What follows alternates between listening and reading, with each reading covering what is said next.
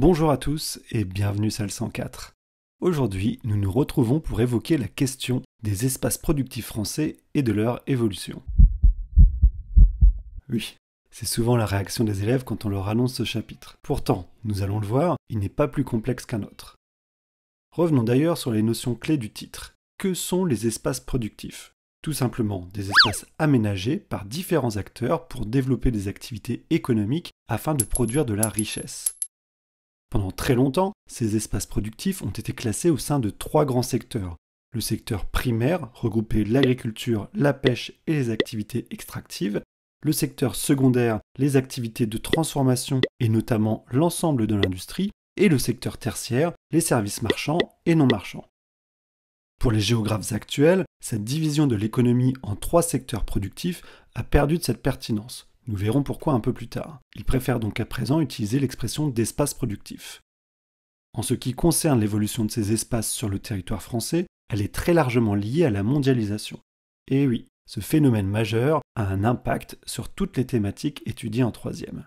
C'est d'ailleurs pourquoi, dans cette vidéo, nous tâcherons de comprendre comment les espaces productifs français évoluent et s'adaptent dans le contexte de la mondialisation. Penchons-nous sur les espaces productifs agricoles pour débuter notre étude. La mondialisation a généré trois dynamiques majeures, c'est-à-dire trois évolutions importantes pour ces espaces. La première d'entre elles est la modernisation de l'agriculture française. Celle-ci s'est progressivement transformée de la fin des années 60 à aujourd'hui sous l'effet de la politique agricole commune européenne pour faire face à une concurrence européenne et mondiale de plus en plus rude. L'agriculture intensive, qui cherche à maximiser les rendements par tous les moyens, s'est alors imposée comme le modèle dominant. Cela s'est notamment traduit par une mécanisation massive, c'est-à-dire l'utilisation de machines agricoles de plus en plus performantes, mais aussi par le recours aux intrants chimiques et à des semences sélectionnées. Cette modernisation a eu plusieurs conséquences notables, en particulier, comme le montrent ces graphiques, la diminution du nombre d'exploitations au profit d'une augmentation de la taille moyenne de ces dernières. Il faut aussi évoquer les répercussions environnementales de cette évolution qui a entraîné la pollution de certains sols, de nappes phréatiques ou qui a permis le développement incontrôlé de certaines espèces comme les algues vertes du littoral breton du fait des rejets trop importants de déjections animales issues des élevages porcins. Cette modernisation a contribué à la seconde évolution majeure des espaces agricoles, leur spécialisation. Il s'agit encore une fois de gagner en efficacité pour faire face à la concurrence internationale. Comme on peut le voir sur cette carte, plusieurs espaces à forte productivité se détachent. Les bassins parisiens et aquitains concentrent les grandes cultures céréalières et les cultures industrielles comme les betteraves à sucre. L'essentiel de l'élevage intensif est situé en Bretagne du centre, tandis que les productions maraîchères et l'arboriculture sont fortement présentes le long des littoraux bretons et méditerranéens. On leur associe les grandes régions viticoles réputées mondialement, comme le Bordelais ou la Champagne. Tous ces espaces sont aujourd'hui bien intégrés aux marchés européens et mondiaux. La dernière évolution concerne les espaces productifs agricoles plus traditionnels, très tournés vers la polyculture ainsi que vers l'élevage extensif. Il s'agit souvent d'espaces plus à l'écart de la mondialisation, comme le Lot ou la Thiérache, ou d'espaces montagneux comme ceux du Massif central. Les agriculteurs y cherchent à gagner en visibilité en misant sur la qualité de leurs produits via l'obtention de labels, la conversion de leurs terres en bio ou le développement de circuits courts vers les consommateurs. Si l'intégration de plus en plus importante du territoire français dans la mondialisation bouleverse les espaces productifs agricoles, nous allons constater dans notre seconde partie qu'elle est aussi la source de profondes mutations pour les espaces productifs industriels. On constate tout d'abord l'impact puissant de la mondialisation sur les espaces industriels traditionnels, du fait des délocalisations, c'est-à-dire le transfert d'activités vers des pays où les salaires sont plus bas, et de la concurrence étrangère, le territoire français est marqué par la désindustrialisation. Seuls 13,3% des actifs français travaillent dans l'industrie en 2020, contre 40% en 1968. Beaucoup de secteurs industriels traditionnels, comme l'exploitation minière, la sidérurgie ou le textile, ont quasiment disparu. Les régions industrielles traditionnelles du Nord et de l'Est sont les plus touchées.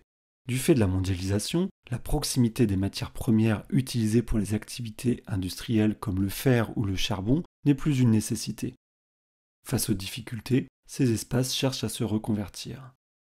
Ainsi, les espaces productifs français doivent donc s'adapter au nouveau contexte mondialisé. Les hautes technologies comme l'aéronautique, le design, la plasturgie ou la pharmaceutique sont privilégiées. Elles s'installent en particulier dans le sud et l'ouest, qui sont attractifs grâce au dynamisme de ces régions et au cadre de vie qu'elles offrent, mais surtout dans les métropoles.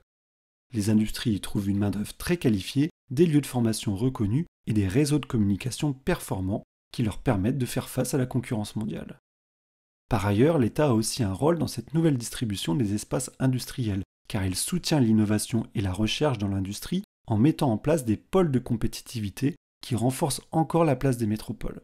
En effet, il s'agit de réunir dans un même lieu des industries de pointe, des centres de recherche et des lieux de formation partageant une thématique commune comme Aérospace Vallée à Toulouse autour de l'aéronautique. L'État peut aussi donner une visibilité plus importante aux métropoles ayant un écosystème important de start-up, ces entreprises innovantes, en leur attribuant le label French Tech, comme Lille, qui fut promu Capitale French Tech en 2019. Pour terminer notre étude, abordons enfin la situation des espaces productifs de services du territoire français dans le contexte de la mondialisation. Le premier constat est leur importance dans l'économie française depuis le milieu du XXe siècle. Cela s'explique notamment par les gains de productivité de l'agriculture, par la désindustrialisation massive du pays depuis la fin des années 70. 76,1% des actifs français travaillent dans des activités de services qui couvrent un spectre très large: commerce, enseignement, santé, administration, immobilier, transport, assurance, etc., etc. On parle de tertiarisation de l'économie car le secteur tertiaire, celui des services, est devenu dominant. Il est tellement important qu'il s'infiltre dans les deux autres secteurs. Par exemple, aujourd'hui, une exploitation agricole, qui relève donc du secteur primaire, consomme de plus en plus de services en faisant appel à des entreprises spécialisées plutôt que d'investir dans du matériel pour faire certaines tâches ou en s'offrant les services d'entreprises de conseil de gestion, d'informatique, de technique agricole, etc. C'est d'ailleurs en grande partie pour cela que la division de l'économie en 3 secteurs n'est plus très pertinente. Le second constat est le recul des services de proximité dans les espaces de faible densité, alors que l'on note l'explosion des activités de service dans les aires urbaines et surtout dans les aires métropolitaines du fait de la métropolisation du territoire. Les villes-centres accueillent les fonctions de commandement dans les quartiers d'affaires, les universités et les institutions politiques comme la Défense, la Sorbonne et l'Élysée à Paris. Les espaces périurbains concentrent quant à eux les centres commerciaux et les activités de transport et de logistique, comme l'aéroport Charles de Gaulle si l'on conserve l'exemple parisien. Pour terminer, il faut noter l'importance du tourisme parmi les activités de service. La France est une destination internationale majeure, la première durant toute la décennie pré-Covid de 2010 à 2020. Les grandes aires urbaines et métropolitaines y occupent encore une place importante grâce à leur patrimoine culturel. Les littoraux, comme le bassin d'Arcachon, et les montagnes, comme les Alpes, attirent dans leurs stations des touristes du monde entier. Il ne faut pas oublier non plus les grands parcs à thème, comme le Puy du Fou, et surtout Disneyland Paris, le premier site touristique d'Europe. Encore une fois, pour tous ces espaces productifs, il s'agit d'être les plus attractifs et les plus compétitifs possibles dans le contexte de la mondialisation grâce à leurs prestations, leurs équipements et leur accessibilité. Ça y est, je pense que notre tour d'horizon des espaces productifs français et de leurs évolutions s'achève. Normalement, cette vidéo devrait vous avoir permis de mieux intégrer les enjeux de ce chapitre, sinon n'hésitez pas à poser des questions en commentaire. J'espère vous retrouver bientôt sur une autre thématique. D'ici là, portez-vous bien.